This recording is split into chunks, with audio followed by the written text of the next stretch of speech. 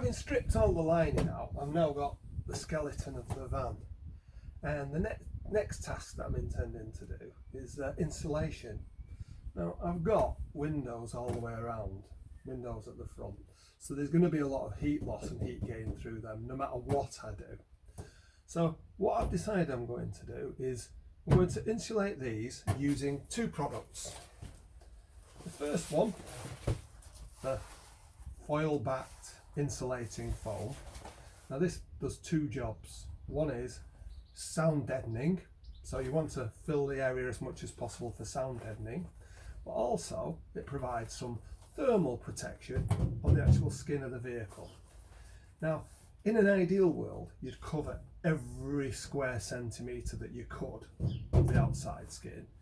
In reality you're not going to manage to do that, but cover as much as I can. It's self-sticky, should go on okay. We'll see that when I get on with the job.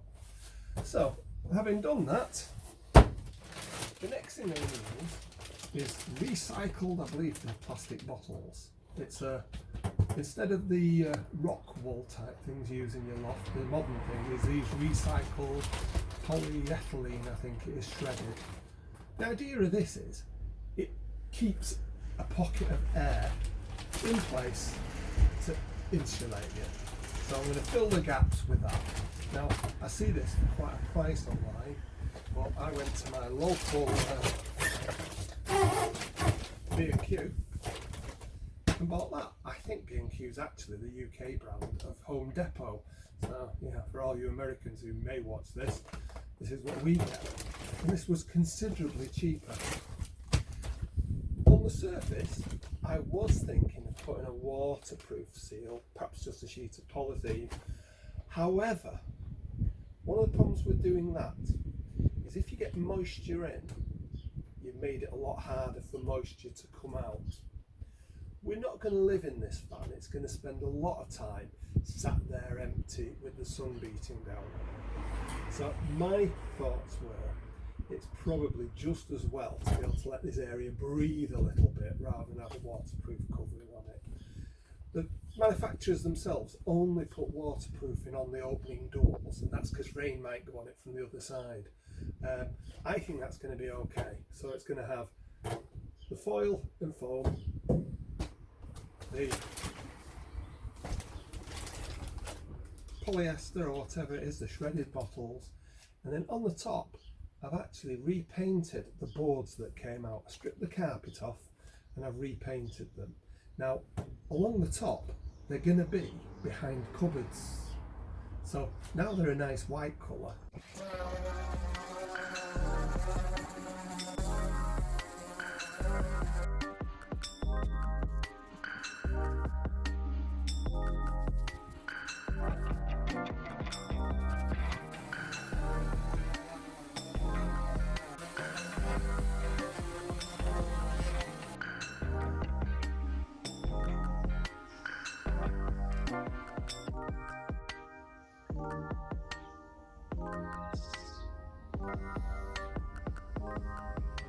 I don't really need to do a lot with them. We'll just sit there, hold the insulation in and be the backing for the cupboards.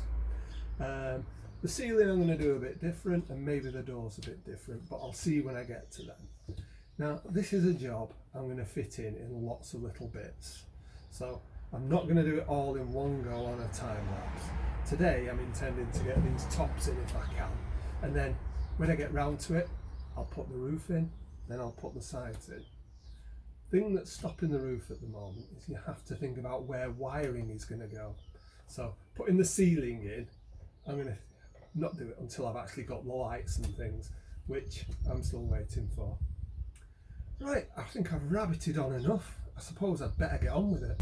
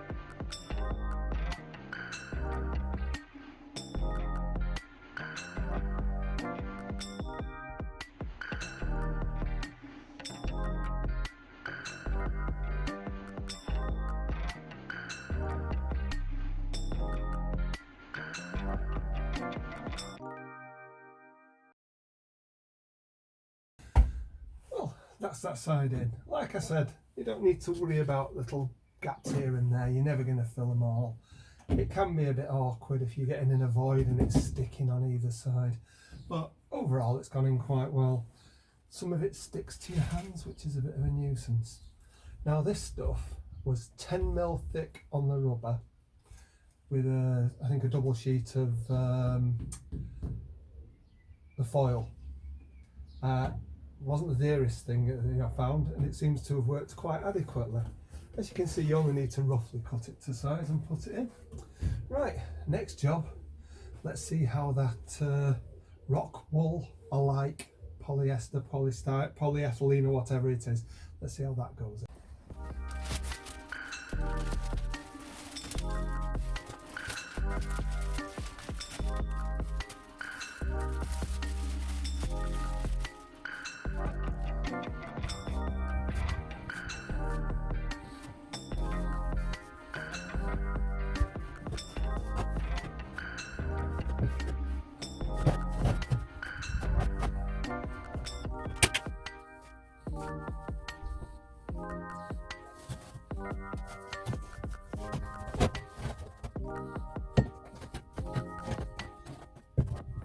As you can see, that goes in fairly easy. Luckily this is 30 centimetres wide, perhaps a little bit bigger, so it's just the right size for this void. And I was going to try and cut it, but I actually found tearing it was absolutely adequate. It doesn't want to be too solid, and what I bought was supposedly 10 centimetres thick. I knew it would crush down a little bit. It's almost perfect. Can't believe this is going so well.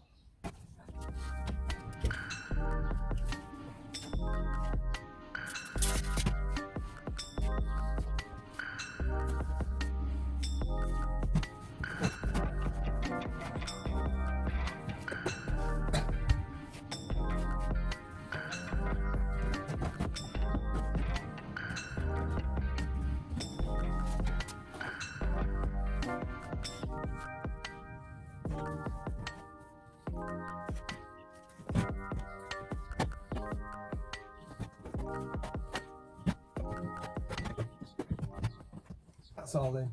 You may notice I was measuring at first and then in the end just rough fit. I was a little bit short in one area, so rip a little bit more, stick it in. Why not? Let's hope it works as well as it's supposed.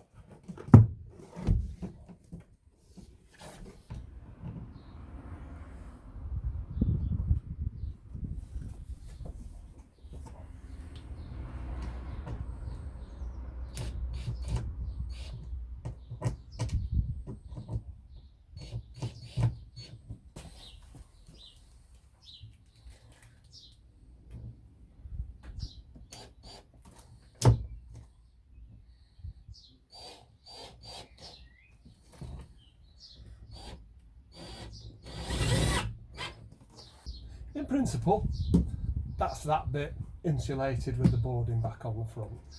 This is going to end up behind things, so I'm not overly worried about the finish. I've screwed it back into the original screw holes. Don't see the point in making new ones just for no reason, and they weren't rusty. When I put the ceiling in, I will tuck, obviously, insulation behind here and into here, all the way across, so the top's done all the way.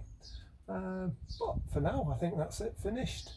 I'll get on with the other side and the rest of it at my leisure, so to speak. If you've enjoyed this or you found it interesting and useful, think about subscribing. Look at some of our other projects that we've got on the go. Thanks very much for watching. See you again soon.